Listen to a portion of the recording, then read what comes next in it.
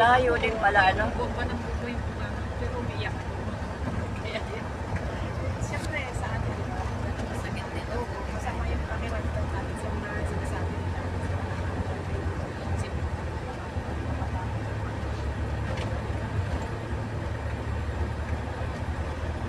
Masarap pag lumaki. Makakalala na tayo nanay. Pag lumaki, ikaw naman lumagpapansin siya. Kaya gano'n. Pinalaki, pinaghirap. Pag lumaki, sasagutin ka. Gano'n magsalita. Mapapagod ka lang. Bante. Kasi niya kami ni Ray. Pero nung isang beses, wala ako pinagtatapon ko pati pera. Nagsasalita ng gano'n. Nabuisit ako eh. Siya rin yung sumuko. Sinasabi ko na huwag mo kong gagalitin eh.